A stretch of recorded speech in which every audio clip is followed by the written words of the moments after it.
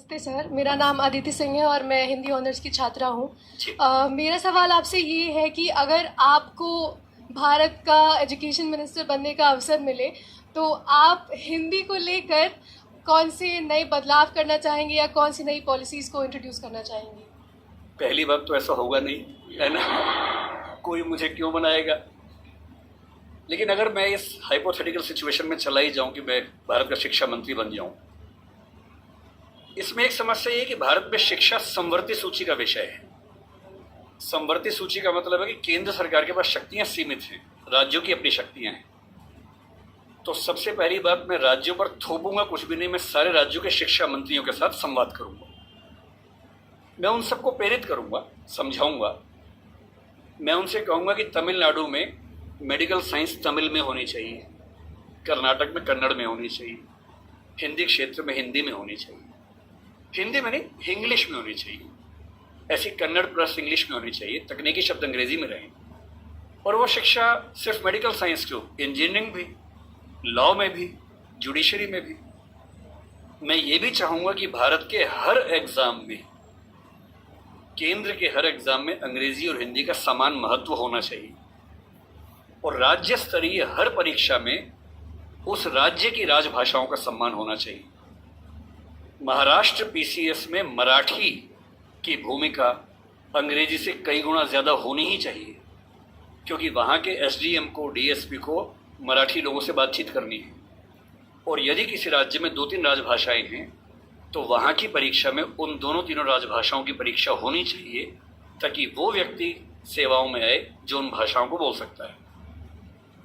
कुछ ऐसे प्रयास। और तीसरी बात, अभी हमें शिक्षा पर बजट हम बहुत कंजूसी से खर्च करते हैं। हमारा ज़्यादा बजट सेना पे खर्च होता है और चीज़ों पे होता है। मजबूरी वो भी है, सेना को हम नहीं छोड़ सकते, क्योंकि सुरक्षित होंगे तो पढ़ेंगे। अगर युद्ध हो गया, किताब फेंके तो मारेंगे नहीं, तो हमें ये हथियार चाहिए ही चाहिए, युद्ध तो करना ही पड़ सकता है।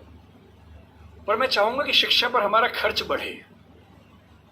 एक ऐसी हिंदी में समस्या क्या होती है, और ये हिंदी के साथ बाकी भारतीय भाषाओं में, आपको हर विषय में अच्छे अध्यापक ही नहीं मिलते हैं। अच्छे अध्यापक क्यों नहीं मिलते हैं? क्योंकि अच्छे कॉलेज ही नहीं है। अच्छे कॉलेज क्यों नहीं है? क्योंकि अच्छे शिक्षक पहले बने ही नहीं थे। अच्छे शिक्षक क्यों नहीं बने थे? क्योंकि उनको पता था कि नौकरी मिलेगी नहीं। अगर नौकरी इंग्लिश में ही मिलेगी तो लोग इंग्लिश मीडियम में ही पढ़ेंगे। इस बच्ची ने अभी भी कहा कि मैं अंग्रेजी माध्यम में, मुझे हिंदी ज़्यादा समझ में आती है। पर ये अंग्रेजी माध्यम में क्यों है? क्योंकि नौकरी का संकट है, एक मजबूरी है कि नौकरी इंग्लिश में मिलेगी। अगर भारत सरकार ठान ले और राज्यों की सरकारें ठान लें, अपनी अपनी भाषाओं में पढ़ाई लिखाई की संस्कृति को ठीक से विकसित करें।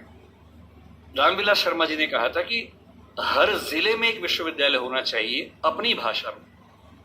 आंध्र प्रदेश के हर जिले में एक तेलुगु विश्वविद्यालय हो, जो उस जिले की विशेषताओं को केंद्र में रखकर ज्ञान, विज्ञान, कौशल का विकास करता हो। ये हिंदी पट्टी में होना चाहिए। हर जिले में विश्वविद्यालय हो, छोटा ही हो, एक विश्वविद्यालय हो। उस जिले में खेती कैसे अच्छी हो सकती है, उस जिले में उद्योग कैसे पनपेगा, स्टार्टअप कैसे होगा, उस पर रिसर्च वहां पर हो, वहां की भाषा में हो, वहां के किसान को समझ में आती हो। और देखिए, अनुवाद की दुनिया बड़ी समृद्ध हो चुकी है। आज से 4 साल पहले गूगल ट्रांसलेट करने पे हंसी आती थी।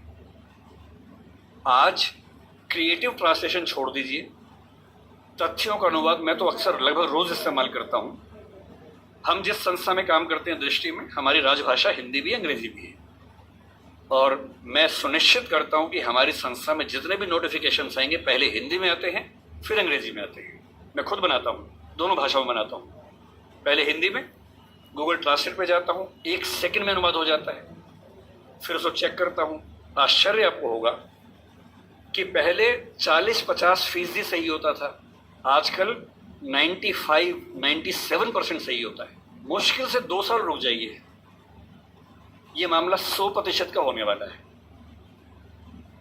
जिस दिन 100% का हो गया, उस दिन हिंदी वालों का ये बहाना खत्म हो जाएगा कि हिंदी में कंटेंट नहीं है। आपको अंग्रेजी का जो अखबार पढ़ना है, आज से 2 साल बाद पता क्या होगा? आप नेट पे जाएंगे, द हिंदू मान लीजिए पढ़ना है आपको, आप द हिंदू पे जाएंगे, नीचे क्या लिखा होगा, कौन सी भाषा में पढ़ेंगे, सारी भाषाओं के नाम होंगे, यहाँ तक कि स्पेनिश और फ्रेंच भी लिखा होगा। आप हिंदी क्लिक करेंगे, पूरा अखबार हिंदी में आएगा आपके सामने। फिर क्या बहाना बचता है? दुनिया की जो भी किताब पढ़नी है, एक टैबलेट आपके पास होगा या बुक रीडर होगा, दुनिया की जो किताब पढ़नी हो अपनी भाषा में आप पढ़ेंगे और अनुवाद की समस्या रत्ती भर नहीं होगी। मुश्किल से 5 से 10 साल के बाद ऐसी डिवाइसेस आ जाएंगी, ईयरफोन लगा होगा आपके कान में, आप जैसे मैं भी जब विदेश में जाता हूँ, जहाँ अंग्रेजी चलती है वहाँ दिक्कत नहीं आती। अब जैसे मान लीजिए मैं ऑशविट्स, एक आपने सुना होगा जहाँ नाजी अत्याचार हुए थे, मैं 2 दिन पहले पोलैंड में वहीं गया हुआ था, वहाँ हर चीज़ पोलिश भाषा में लिखी हुई थी, कहीं कहीं अंग्रेजी थी। अब समझ में नहीं आ रहा कैसे पढ़ूं। गूगल ट्रांसलेट पे जाके कैमरा ऑन करना है, लैंग्वेज में आपने कर दिया पॉलिश टू इंग्लिश, आप कैमरा जहाँ जहाँ ले जा रहे हैं पॉलिश इंग्लिश में कन्वर्ट होकर दिख रही है आपको, कोई समस्या ही नहीं है। वो सारी पॉलिश लिखी है, मैं सारा अंग्रेजी में पढ़ रहा हूँ, कहीं कहीं हिंदी में पढ़ रहा हूँ, सब कुछ हो चुका है।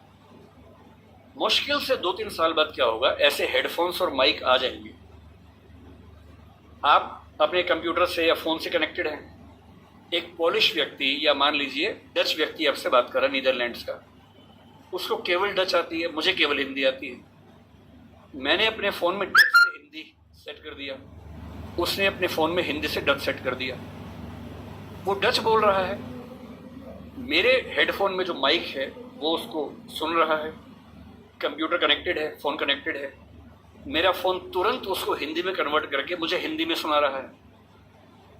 मैं हिंदी बोल रहा हूँ, उसे डच में सुन रहा है।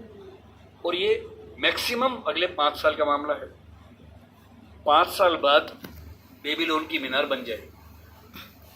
5 साल बाद आप दुनिया की किसी भी भाषा के साहित्य को, साहित्य में थोड़ी दिक्कत आ सकती है, ज्ञान विज्ञान की बात कर लेते हैं, किसी भी भाषा के ज्ञान विज्ञान को आसानी से पढ़ सकेंगे।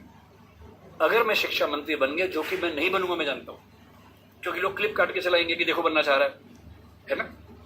अगर ऐसा कभी हुआ तो मैं सुनिश्चित करूंगा भारत के हर विश्वविद्यालय में हर ज्ञान की चीज हर भाषा में उपलब्ध हो।